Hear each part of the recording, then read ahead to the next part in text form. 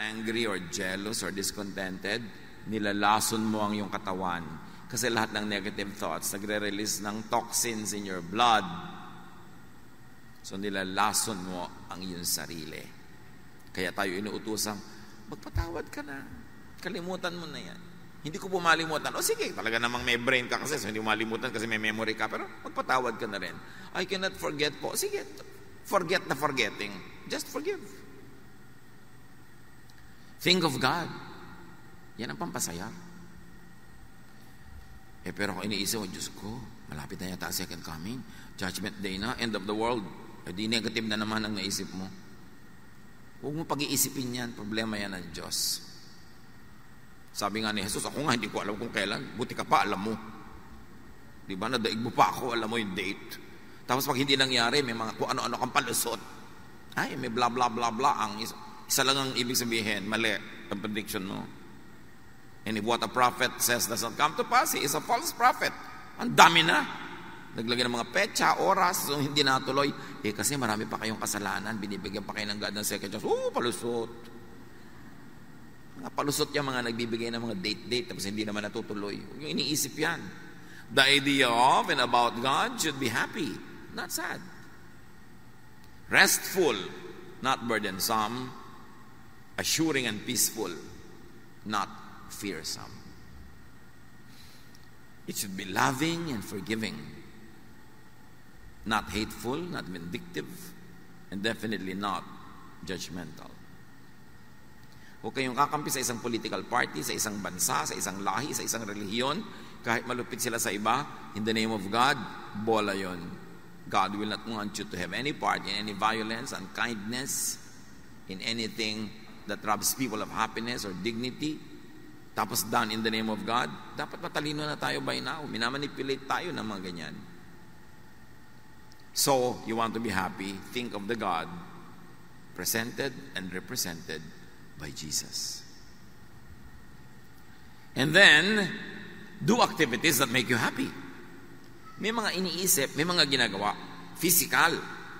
Kasi happy feelings create happy activities. Di ba pag happy ka, yung feeling mo, gumagawa ka ng happy activity. Halimbawa, ang saya mo, magluluto ka ng special para sa pamilya mo. Pero kung wala kang happy feelings, walang happy activities, baligtarin mo. Wala kang happy feelings, gumawa ka ng happy activities na magke-create ng happy feelings. It works both sides of the equation. Happy feelings can create happy events, but happy activities can create the happy feeling. So kung wala ka ng happy feeling, gumawa ka ng happy activity. That's under your control. You can do that. And then, maiiba, mare-reverse, sasaya ka at ang iba.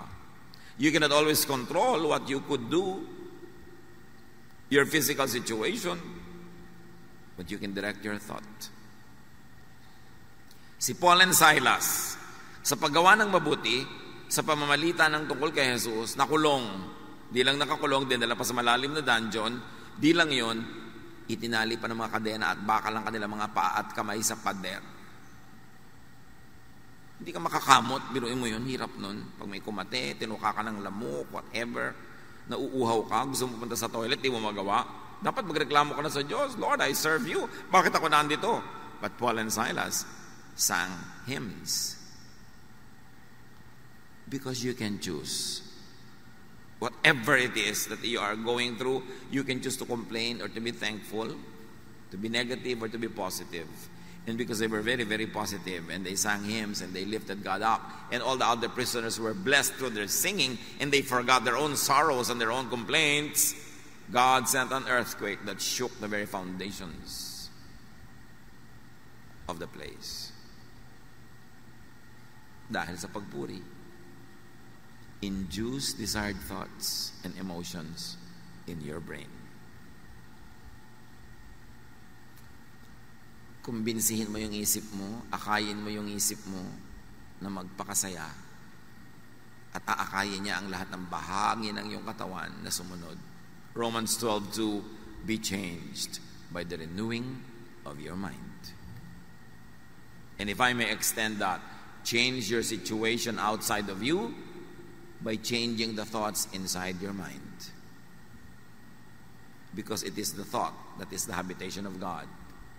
And it is through thought that the power of God can be made real in our lives. Yan ang dapat natin i-develop, yung mas transcendental, yung mas invisible aspect of the faith, which is really mental discipline. Create happiness in your heart and your mind.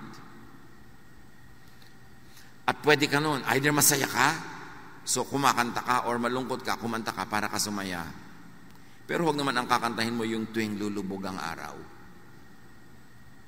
May umabot pa sa inyo sa kanta na yan. Nakakalungkot na mga kanta, nalulungkot ka na nga.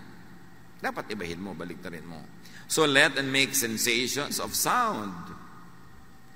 Alam niyo, lahat ng buhay may tunog. Yung tinetest ka dito ng takbo ng ugat sa iyong leeg, pag pinakinggan mo yung machine, gumaganyan-ganyan, yung pala hindi mo nadidinig, pero through a machine, dinig. Because lahat ng life may sound. Kaya, punuin mo ng sound ng buhay mo, music, para ka sumaya. Or sight. Tulad nun, pag nakikita lang yung temple, lumiligaya sila, or whatever the equivalent is in your life. Make sensations of smell and scent. Bakit sa Bible, ang dami-daming, you anoint my head with oil, my cup overflows. Surely goodness and love will follow me all the days of my life.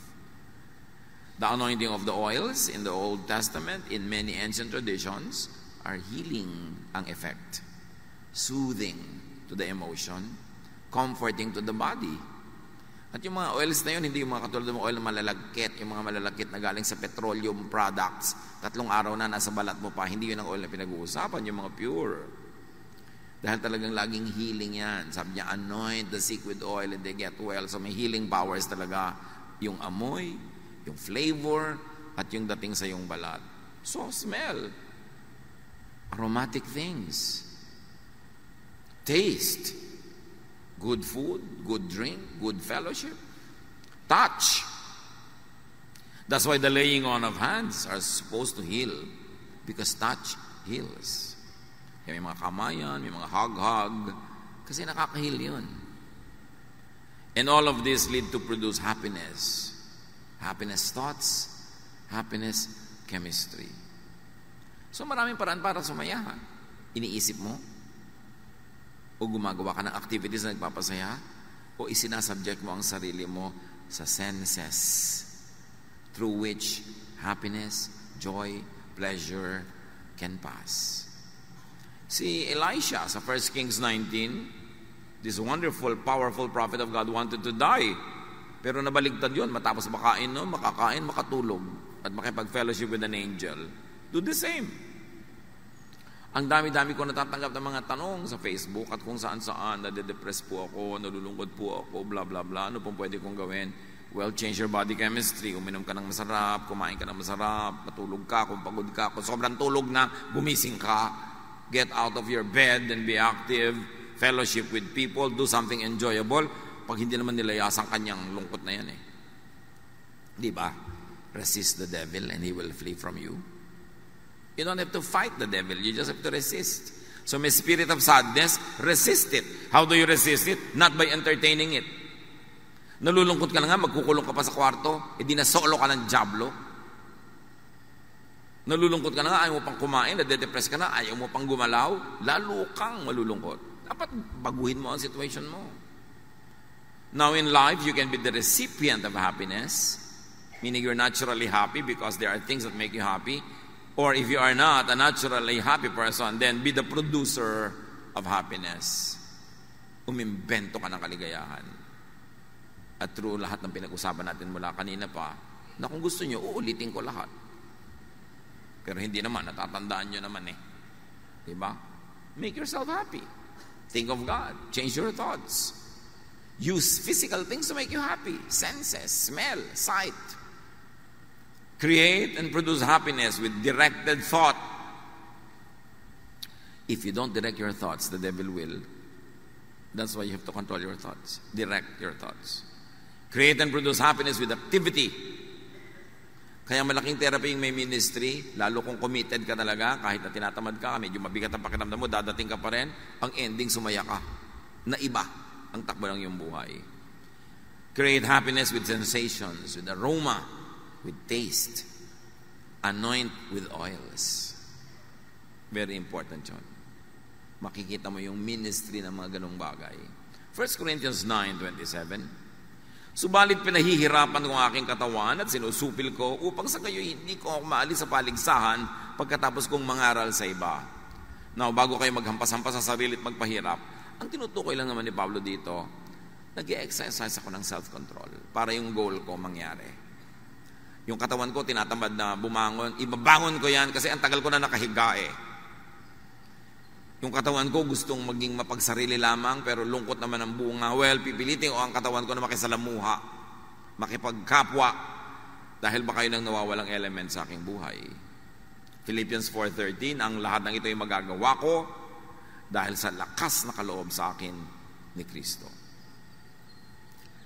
Sabi natin kanina pat paulit-ulit, worship the God presented and represented by Jesus. What is the image of God and the image of heaven that Jesus presents? The image of heaven, the paradigm or symbolism of life that Jesus presents is a happy one. Kaya kung minsan I'm very uncomfortable with yung image ni Jesus na lagi nasa krus, para namang ilang oras lang naman siyang nasa krus, tapos forever ayaw mo nang alisin doon, nakapako na.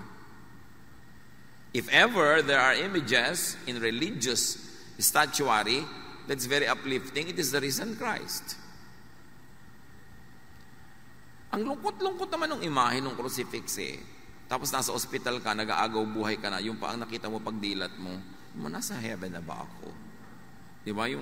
Bakit kailangan yun? Kailangan malungkot. Sasandali lang naman yung nangyari. We appreciate the meaning of the cross, but do not trap Jesus in the cross. He was there only for a few hours. Ang image na ipinapakita sa atin ni Jesus tungkol sa kalangitan, sa paghahari ng Diyos, ay makikita sa kanyang hilig magpakain. Pinakamadalas at pinakamadramatic ang mga pagpapakain ng Panginoon sa mga tao. Like, Jesus fed the 5,000 miraculously with 5 loaves and 2 fish. And then the lasting image of Jesus that we keep repeating is the Lord's Supper, eating, drinking. And the Lord was accused of eating with sinners. He was called a glutton and a drunkard. The first miracle was to produce wine at a wedding in Cana. And the parable, the symbol of heaven, symbolized by the wedding banquet, is that anyone and everyone is invited. This is all about food. This is all about sharing a fellowship. This is all about the table. This is enjoyment. This is happiness. This is the message of God through Jesus. Enjoyment, happiness. By being together, by sharing, by eating together. We do not see episodes of Jesus eating alone. He was always feeding people. After the resurrection, his disciples went fishing. Pagbalik nila sa shore, nagba-barbecue na si Jesus. May mga sinugba na ng mga fish. Nagpapakain siya. Tapos sabi pa niya, the risen Christ enters a room through the wall and says, may makakain ba dito? You know why eating lagi? Because when people eat, they sit together. And when they sit together, they chat, they laugh, they share life, they share problems. Somebody has a problem, somebody offers a solution. It's a fellowship. This is the heaven that Jesus presents. That's why the examples of heaven is always a banquet. You lead me to your banqueting table. Your banner over me is love. Laging ganun. Lagi siya nagpapakain. And in the Gospels, in case you haven't noticed yet, Jesus prefers eating more than fasting. In fact, napatunayan na ng science sa yung mga sobrang nagda-diet, nade-depress. Kasi nade-deprive. Yung kakain, binibilang yung calorie, may computer siya, binibilang-bilang niya bawat okra, bawat ito. Paano ka liligaya kumain nun? Yung papakainin mo sa, ay naku, diet ako. Ihampas ko kaya sa itong plato, no? Inihanda ko to para sa'yo, tapos para ka nakakita ng lason. Allergic ka sa pagkain, kaya ka depressed, kaya ka malungkot, kaya ka nangangayayat. Hindi yan ang gusto sa'yo ng Panginoon. Kaya yung symbol niya lagi is feasting, the Lord's Supper, sineselebrate pa natin. Hindi Lord's Supper as in F-A, P. So nakita natin na kaisa-isang beses na ipinakita si Jesus na nag-fast dahil lang kasi walang pagkain sa desert. Di ba? Pag-ahod niya doon sa baptism, dinala na siya ng Espiritu, wala naman siyang baon. Hindi naman niya sinabing, mag-fast ako ng 40 days. Nagkataon na inabot ng 40 days, wala naman siyang baon. Pero hindi naman niya sinadya. Tapos yung iba ginagaya si Jesus, nagpa-fast ng 40 days, pag na-hospital, Lord, why po? Sumusunod naman ako sa inyo. Sino may sabi sa inyo, gayahin mo ako? Wala lang akong baon nun. Bakit gino-glorify ang ganyang mga bagay? So he eats with people most of the time. Why? To show that God is in fellowship with the people in an open table. Open, ha? Everybody is welcome. Babae, lalaki, makasalanan, hindi makasalanan, tax collector, sinner, Hebrew, Greek, whatever, welcome, open table. Ibig sabihin, kalimutan nyo na yung mga division na yan para tayo sumaya. Mga exclusive nyo na yan na pampalungkot. Fasting is individual and could be unhappy, while group dining is communal and usually happy. So yan ang model ni Jesus. Gaano natin siya kakilala? Kaya nga ang mahalaga yung the God presented by Jesus, not by the Pharisees. So be happy and stay happy. It's the primary duty of life. Let happiness come to you, or you create it if it takes long to come. And then make others happy. Kung may mission ka sa buhay na mahirap i-define, padaliin mo, make others happy. At pati ikaw, sasaya pag nagpapasaya ka. Allow others to be happy. Don't be a killjoy. Let others be happy. Because you keep happiness when you give it away. In deep spirituality, you keep what you give away, and you lose what you selflessly keep for yourself. Ama namin, salamat sa kaligayahan. At salamat dahil ibinibigay niyo sa amin ang mga susi sa kaligayahan. Paglinawin niyo po ang aming isip. Para kami nagigilty pag masaya. Kasi gusto niyo masaya kami. At sariwain niyo sa amin, pabalik-balikan ang aming isip ang mga paraan upang mapasaya ang sarili. Dahil pag masaya kami, masaya kayo, at masaya rin yung iba sa aming paligid. But when we are miserable, we make everyone else around us miserable as well.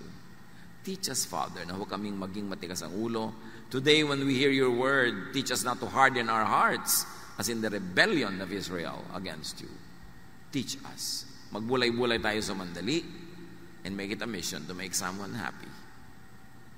Father, continue to minister to your people as we remain silent before you.